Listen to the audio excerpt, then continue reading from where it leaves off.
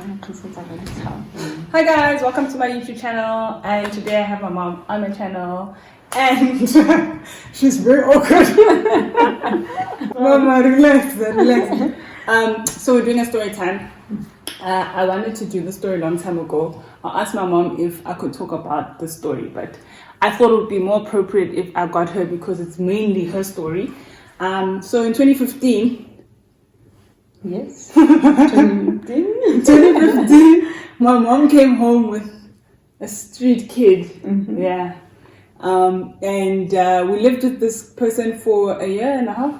Mm-hmm. Yes. So now, mama, why? You know, we were driving with my other daughter, and then she said to me, "Mom, did you really notice that boy?" I said, "Which boy?" I said, "Let's drive back and I want to show that boy to you." So we went there, and then we asked him what his name was, and then he told us, and that he was from KZN, Peter Maritzburg, and that he has been in the street for about more than 10 years. So he was asking us to offer him a job. Then I said, "Okay, come water my garden." So we took him in, came and watered our garden.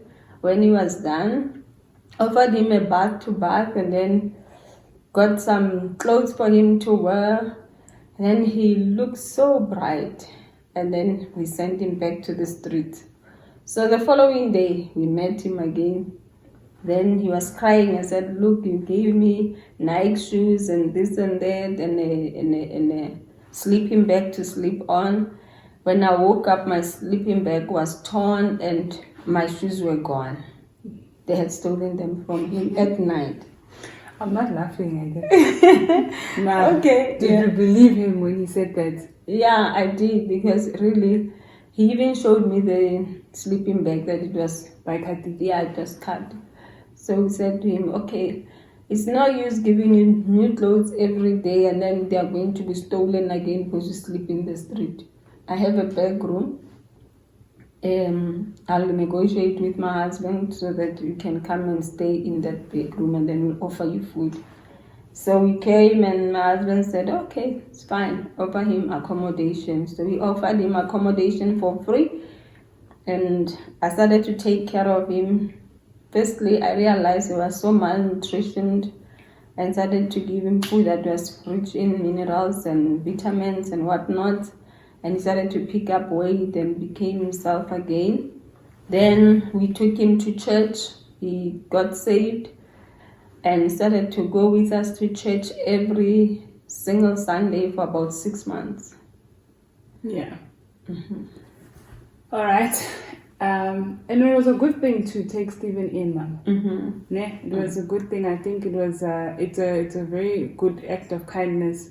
Not a lot of people will see a person on the street and decide they want to change their life to that degree to say, "Come stay with us at the house," not knowing their background or what it is that they do, where they come from and stuff. So you have a very good heart for that.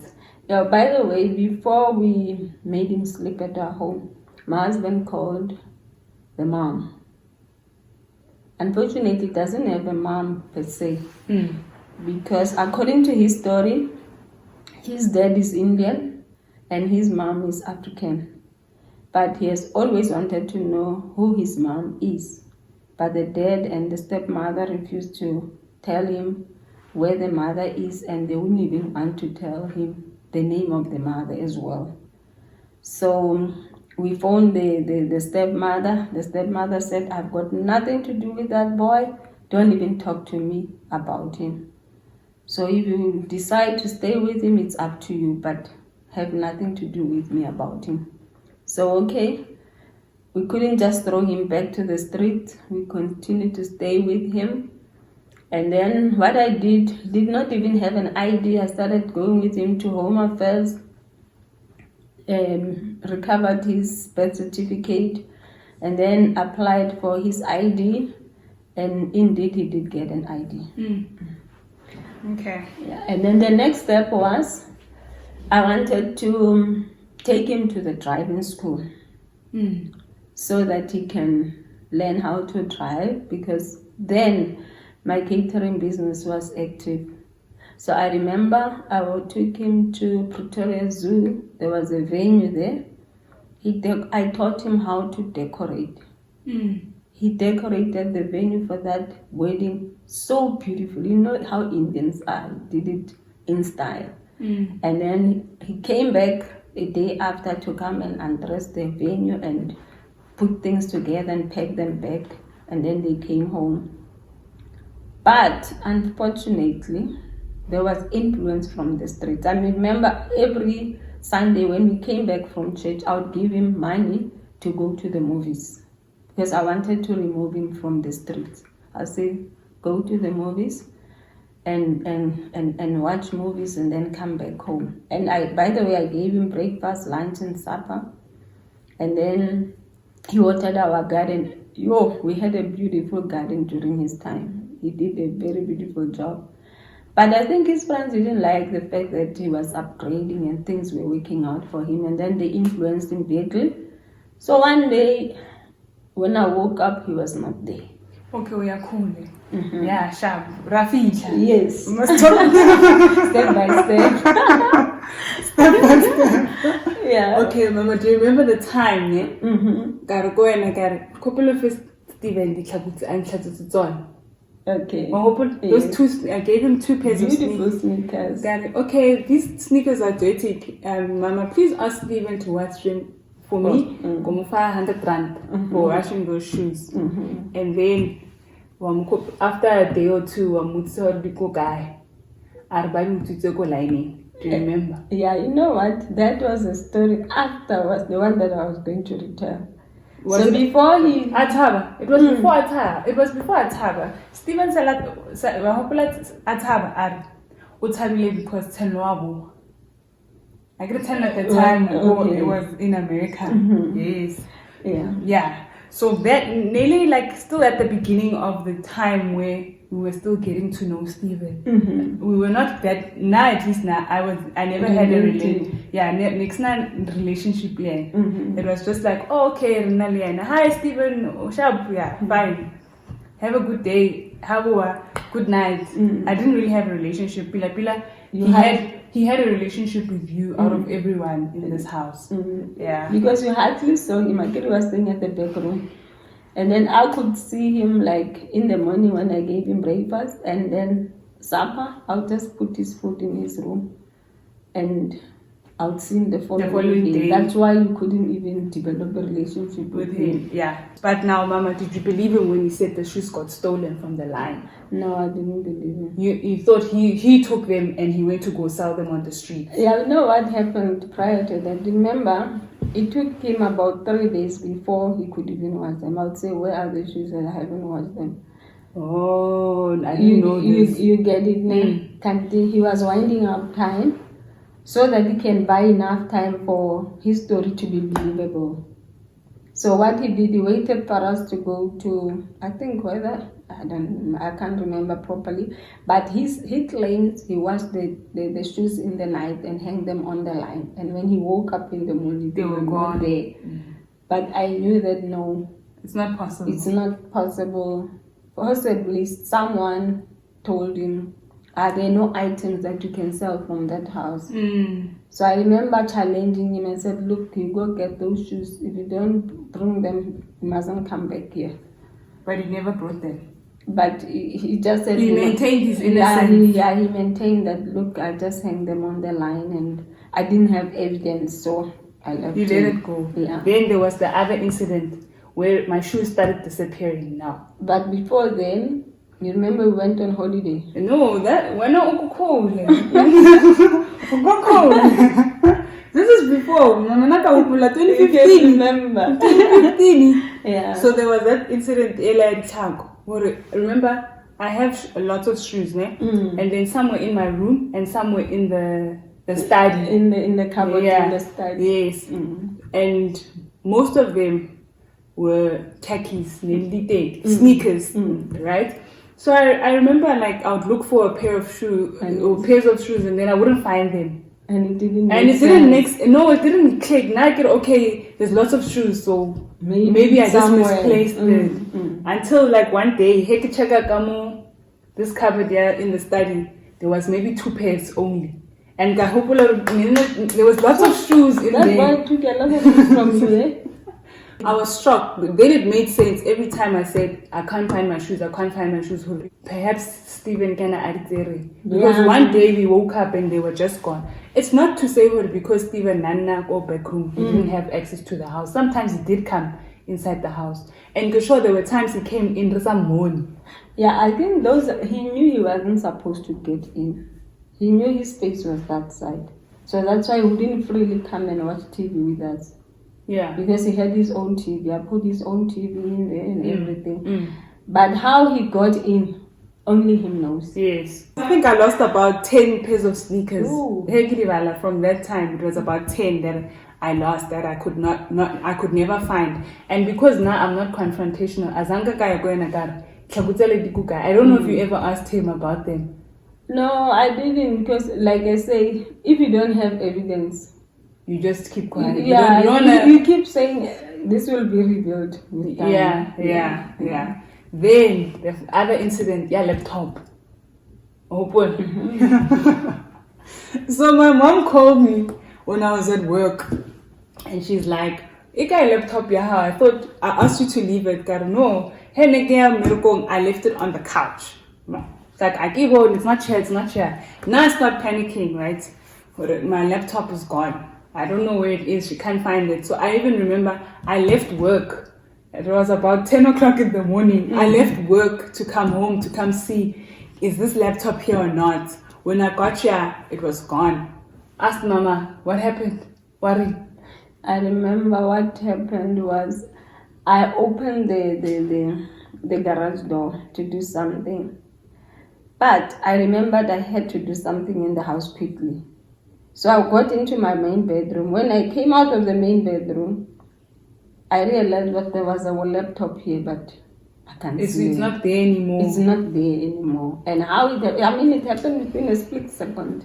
It wasn't just 5 minutes, split second. When I came back, that's when I started to realize that something is not right. Why is the study door a little bit open?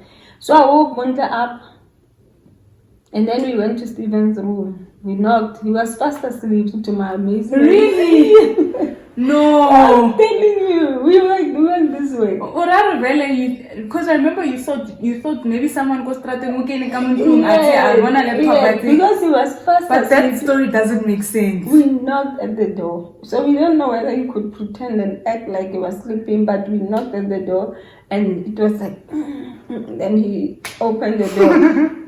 Then he said, we told him, no, Stephen, we're looking for a laptop. And we even looked around. We couldn't find it. It wasn't there. What if we went to somewhere? The thing is, I don't believe somebody just came randomly in this house and the only thing they took was the laptop. Because that's the only thing that was missing. Yeah. So, the first thing, and who because nearly one. Because you have to get in deep into this house to reach to that point. And I made a follow-up. I said, Stephen, you know what? The laptop we've been looking for, still we can't find it.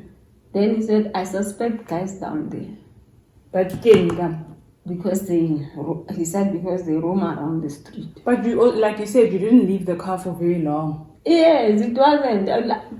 Really, the thing of Stephen was just a mystery. It was just a mystery. Things were just disappearing. And then one day, you know what? Because I kept asking about it, I said, and then he said to me, I'm gonna make you meet somebody that I heard was, because by the way, they took a laptop, not the charger. They left the charger behind. They took the laptop. And he says, I overheard somebody saying, I'm looking for a charger for a laptop of this type. Then he called that boy in front of me and said, look, you remember that laptop? The owner is this one. Hi. Then I said, where is the laptop? I said to the guy, where's the laptop? He said, no, the one that I have is not similar to the one that you are talking about, and I don't even have it, it's already gone. I said, but it's not the one you are talking about. But Stephen kept pointing him and said, this guy knows. I I think he was a connecting person. He must have been. He wasn't doing it. Was a syndicate. He wasn't alone in this thing. I guess so. Yeah. And then there was also the incident where after like my sneakers got stolen, I remember I bought a new pair of Jordans. Guys, I got calc, man. Yo, I was so happy. But okay, fine. I'm gonna start buying shoes again so that at least I can gain my shoes back. And it was a Saturday, I bought those shoes. Then on Sunday we went to church. That's the time where Stephen wasn't coming to church anymore. Hopefully there was at some point he stopped coming. Yeah, you know why I said to him, Stephen, when we are gone to church, because they broke in while we were on holiday, I want you to stay home when you are at the church. And don't leave until we come back. Yeah. During that time when I stay home, that's when he's liaising with these people and says they are gone up until this time and this time, and they've got means to get into the house without breaking in. I don't know how they got into your room because I left those shoes, I remember, because they were new. I hadn't even worn them. I left them in your room. Ne? And the room was locked. Ne? We come back and the shoes are gone. Like, nothing else. You can't see what anyone was in the house. Nothing else is missing. You ask Bunte, do you have anything missing? No, my stuff is there. Where now everything is there. It was always my stuff that was getting targeted or missing in this house. And it didn't make sense. You know, I realized later that even the security radios are gone. Only later? Later. After he was no longer staying with us, that I no longer have radios. I no longer have, there are quite a number of things. Even your PlayStation controllers. Games. Oh, the games. The PlayStation 3. When Sanola came home to visit and said PlayStation 3, we couldn't find even one. The games. Yeah, and even some DVDs that were they went. I realized a year after. Now let's talk about the day, really go holiday.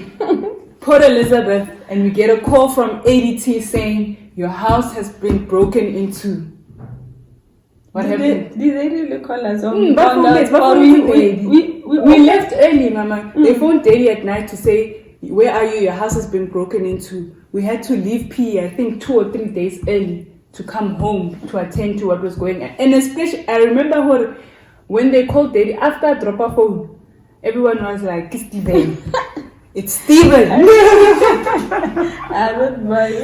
knew, we were like, there's no way it can. Every time more Ariana, he was on the streets, Habua, Ogrelentru, by Robi.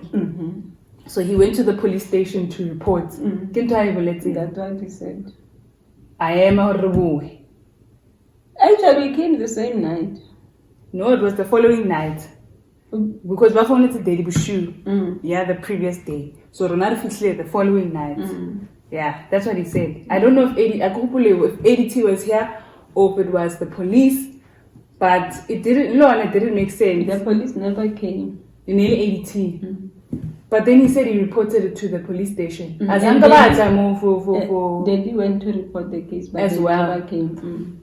And how they broke in is also a mystery because the roof there. The study roof. No, toilet. There were the roof ceiling. With the ceiling was covered by. They went through that roof. The study roof as well had a big hole. Bakatile the ADT codes or alarm is but fortunately, yalla still if you go past the certain zone. But by then it wasn't active. No, remember, I could only 2 different points coming through. There's 2 different points of security. So if you deactivate the one, the other one still works. So what happened is study door didn't ring. But as soon as Bafita this side, because it's a different system, it went off. Hence they only took the stuff this side of the house. That was another blow. The blame was on me. Yeah, everyone was like, it's Mama's fault. She's the one who got this present. From nowhere. Every time they raise Steven, my heart will just rise. It's my fault. Oh my goodness. And then there was the story where he left. That's why you need to watch out. One day, he left and we were at church. Or nearly call some money. What surprised me was when I went to give him his breakfast. He wasn't there. He wasn't there? Yeah. Then I kept quiet about it. I didn't tell you. I just kept quiet because I was still surprised. What's happening? Day 2. You saw, but the room was empty. No, I could see he didn't sleep in. But I couldn't have a lot of things. But he took the stuff, Mos. I gave him a radio. TV. The TV couldn't carry. Took a radio. Took kettles. Iron. Some bedding. I'm not sure about the bedding, but he could find a lot of things. So, but the bedding was still there. That's why I wasn't sure. So day 2, 3, and then I realized now this person is not here. Then I asked some people on the street, haven't this thing seen? And said, there he is down there. And he was just like this, crying. How picture Boyana? No, he was crying. Are he was hungry. He was crying and very, very hungry and very, very down. I said, what's wrong? He said, I just got influenced by friends. That's why I left. Also, the story about Sanlo's coming back. Is I thought maybe because your son is coming back, I'm no longer relevant. You are not going to love me anymore and take care of me. You'll be concentrating on your son. Manipulation! Then he asked to come back. He didn't ask me. You said to him, if he wants to come back, you must ask Daddy. Yeah, that's it. I'm enough. Now you have to speak to Daddy. I'm enough with you. Then he came, then he went outside. And you could see your daddy who gave him a hard time. He waited outside there by the gate when we came back from church, and he was wearing white clothes, very, very polite, and said, please, Pastor, may I come back and stay by your back rooms and so on. And they said it's okay. Where did he take the stuff? Why not he say Why are he thought they were his because Nana Kazana Kamurum. How the police took them from the garage. These things don't make sense. That's very interesting. And then I think the last story that I remember with Stephen was, I think that particular day I didn't go to church. And then police came, front door, they knocked on the door. So I don't know, they saw him getting out the gate. They asked him, why is he leaving this house? And he told them, oh, no, he stays here. So the police didn't believe him. So they brought him to the house to ask the people who stay, does this person stay in this house? So we're like, yeah, Ramiti, he stays here, back room and whatever. Then the police, are you sure? Like, yes, this guy stays in this house. But Stephen, I don't know what to say. Now we were shocked. We were all waiting for what to say. And what did he say? And some guy, they found them breaking into other houses, the roof. It's their modus operandi. In people's houses, roof. And it made sense because of what happened in the study and also in the toilet at the back. It made sense all along. And remember, at some point they said he was also in jail. I don't know for what. When I come home, what happened when you went to see him in jail? It wasn't in jail. The police called me.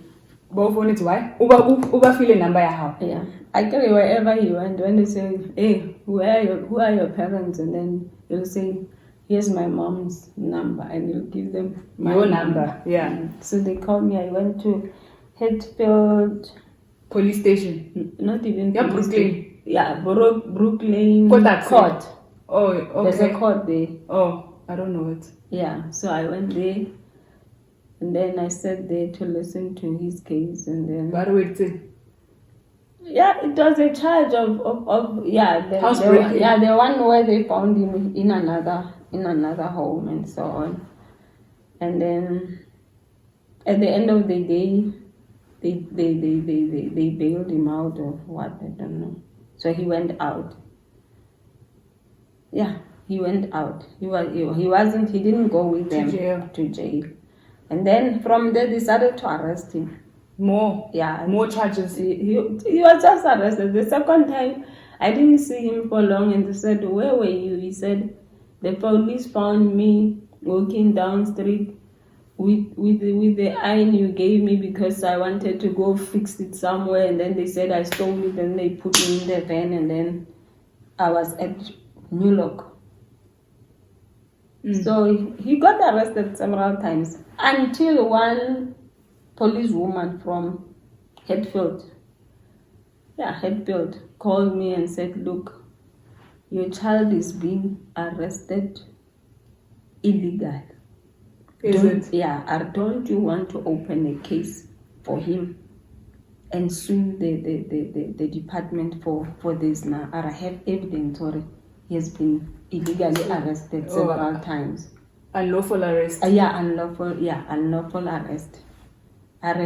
Maybe you can even take the money and buy a home for this child. Like, I'm not the parent. If anybody has to do it, let it be his parents back in Peter Maritzburg. I was just helping him, no money making about it, and I don't even want to be implicated in this thing. All I can do, then they referred me to town. They said, "Go to government lawyers who'll fight this case for him." And then I remember when I arrived there, he was arrested. They said he's appearing in Pretoria Court. Magistrate Court, the one in town. Go there. So when I went there, the prosecutor and I don't know, the prosecutor and someone else, they were busy arguing. One saying, "But not me, you arrested him." Then I realized really something is fishy. Horrid. Then I handed over the case back to the legal department, the government. They said they'll take it over there. At least I found an Indian woman who was prepared to help him, but I don't know how far he went with it. Then I pulled out of it completely. And then he never came back to the house. Is that the last time? Yeah, because when the police, after they arrested him, they said, "Go take the keys from him. He must never stay with you again." And I had to listen. I took the keys back from him, and then he never came back. But there was a time, even after they said they had illegal arrest, they arrested him for about 1 year, 6 months. Really? Yeah, the time when we were not seeing him, he was in middle of prison. And then they came home with discharge. Have a month. What's wrong? Legal terms. Yeah, Mama, they just released him. Yeah, they was released after 1 year, 6 months. Unfortunately, that 1 year, 6 months marks about the time of lockdown last year. Is it? Yeah. He has been very, very sick. He's down there even now, as I can see. I saw him this morning. Yeah, he's so sick. He's so sick. He showed me some blisters under his arms that, "Look, I'm sick." And then December he said to me, "You know what? I want to go home." "Cara, are you serious? You want to go home, Cara?" Yeah. "Cara, okay. You know what? I'm going to make a collection for you to buy you a ticket to go home. Go find out from Pretoria Station how much that would cost." So I managed to get some money from various people who bought him a ticket, and then he went home. I said, "Okay, I'm buying you a return ticket in case when you arrive there, you find that there are challenges that you can't handle, then at least you can come back this side again." So he did that. He went and bought that ticket. He said, "I must go before the 15th of December because his parents," by the way, his dad is rich. Is it? He owns trucks. He drives Range Rovers. And the stepmother has made it possible that Stephen cannot talk to his dad at all. So I said to him, "Why did you leave home?" He said, "The stepmother always brought accusations about me because my father is always away and we stayed home with the stepmother. And the last time when I left was because the mother reported a bad thing about me, and then the father dipped my head in a drum of water, and he nearly drowned. Yeah. And then he said, let me just see. I'd rather stay in the street than stay here. So he has always wanted to connect with his dad, but he cannot. He cannot because his dad's phone number is held by the stepmother. So he went home, found out where they used to stay. They are not staying there anymore according to his report. And then called the stepmother to ask her where they are staying. The stepmother said, we cannot tell. I can't tell you. They don't want him back. They don't want him back. So he drove back, took a bus and came back. So he's still down on there. the streets now. Yeah. But he asked me to do everything possible to connect him with his parents again. So what I'm going to do, we Googled Kumbule Kai. If we can trace if we can trace a real mother, African mom, at least he can go back to his mom, the original mom, or the family of his mom. Yeah. What's the moral of the story? I think it means, I think even though Stephen did all those bad things, that it was still a good thing to help him. And it's still a good thing to continue to help him even now. Because you never know her. And actually, like what type of background did they come from that influenced them the way they are now. Even though he's old, Stephen Vele is old. He's 1 year older than me. He can make decisions for himself, but one must just have grace on people like him, you know. Because sometimes, Stephen, Nana, that thing.